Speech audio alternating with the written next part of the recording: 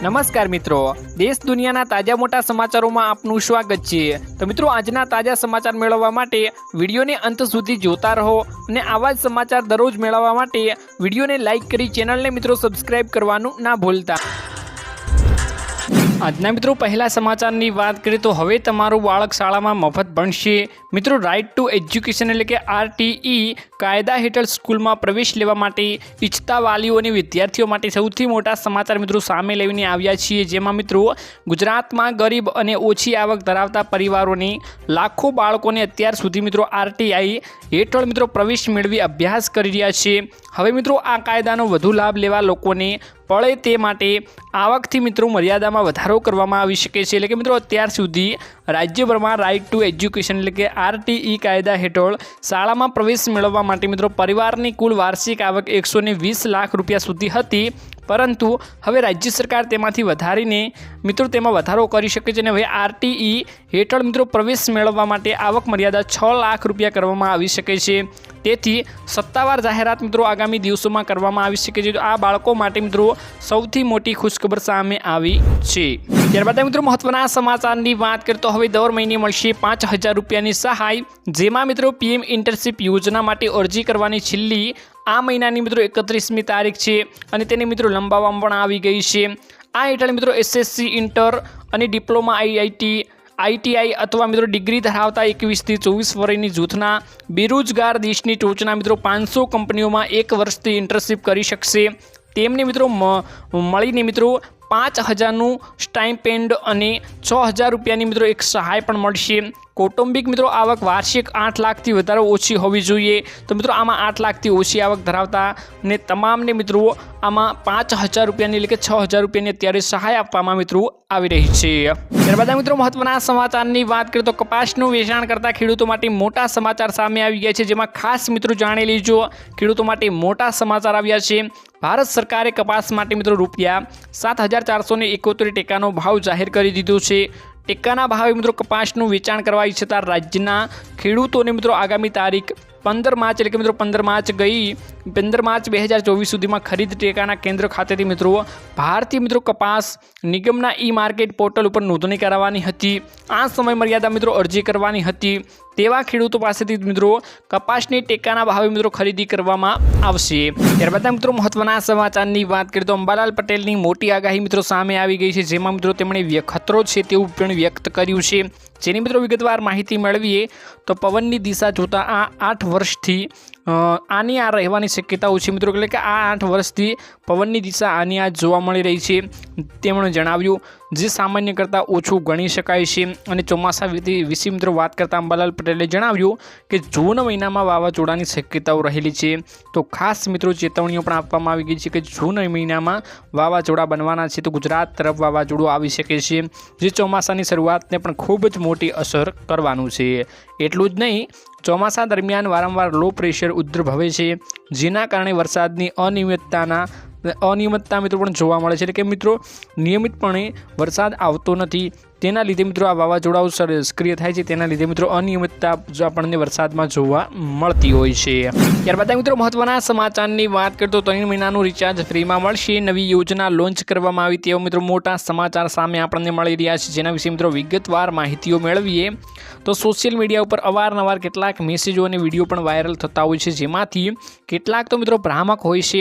હાલ વોટ્સઅપ ઉપર મિત્રો નવો દાવો કરવામાં આવી રહ્યો છે અને મેસેજ પણ વાયરલ થઈ રહ્યો છે, જેમાં PM મોદી 3 મહિનાનું રિચાર્જ ફ્રીમાં આપી રહ્યા છે તેવો દાવો પણ કરવામાં આવી રહ્યો છે। જો કે મિત્રો આ દાવો બિલકુલ ખોટો છે, જેમાં મિત્રો PIBએ આવા મેસેજને લઈ સમયાંતરે લોકોને એલર્ટ કરતું રહે છે। PIBએ સોશિયલ મીડિયા X ઉપર મિત્રો પોસ્ટ કરીને જણાવ્યું હતું કે આ ફેક છે। પોસ્ટમાં મિત્રો લખવામાં આવ્યું છે કે આ દાવો ફેક છે અને હાલ સરકાર આવી કોઈ સ્કીમ લઈને આવી નથી। તો મિત્રો આવી સ્કીમોથી સાવચેત રહેવું, કેમ કે આ ફ્રોડ હોઈ શકે છે, તમારા પૈસા લૂંટવાનું મિત્રો આવું કારણ બની શકે છે।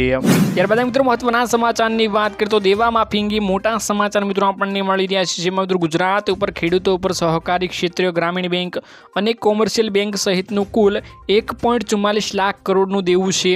ત્રણેય પ્રકારની બેંકો કુલ 55.77 લાખ જેટલા ખાતામાં ખેડૂતોને આ ધિરાણ અપાયેલું છે। અનેક રાજ્યમાં ખેડૂતો ઉપર ગુજરાત કરતાં દેવાનું ભારણ ઓછું હોવાના આંકડા દર્શાવી રહ્યા છે।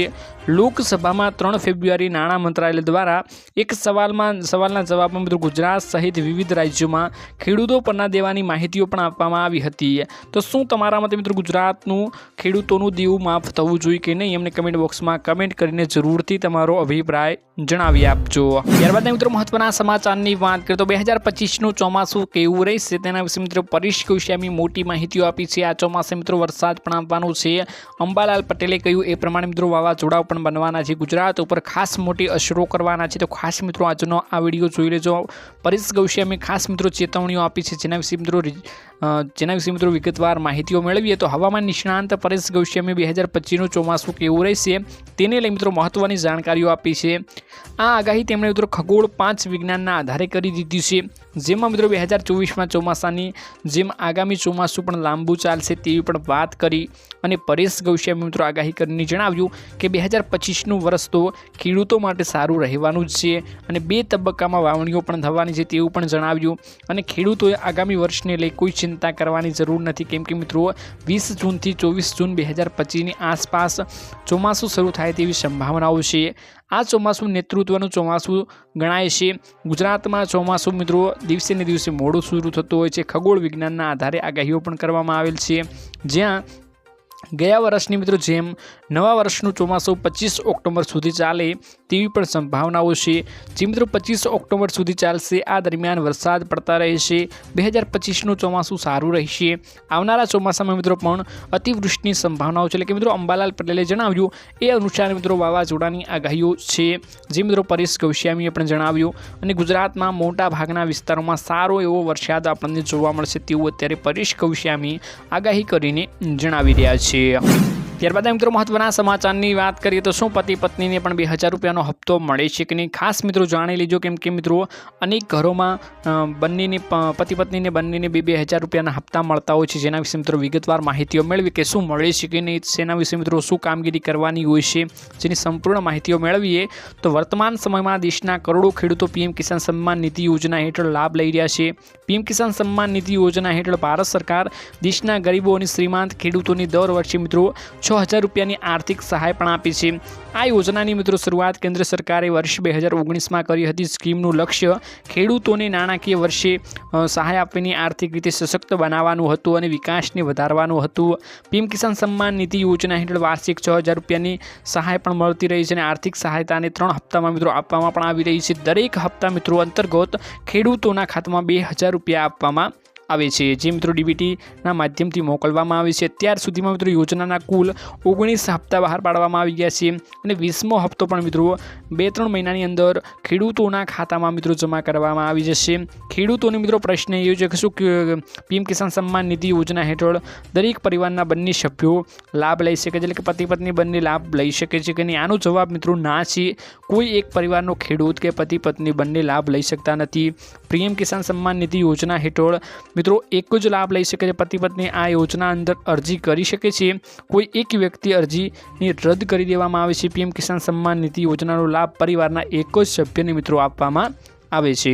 તો ખાસ મિત્રો નોંધ લઈ લેજો, કેમ કે મિત્રો પરિવારના એક જ સભ્યને આનો લાભ આપવામાં આવે છે। તો મિત્રો આજના આ વિડીયોમાં આટલું જ હતું। મળીશું એક નવા વિડીયોની સાથે। ત્યાં સુધી મિત્રો વિડીયોને એક લાઇક કરી ચેનલને મિત્રો જરૂરથી સબસ્ક્રાઈબ કરી લેજો।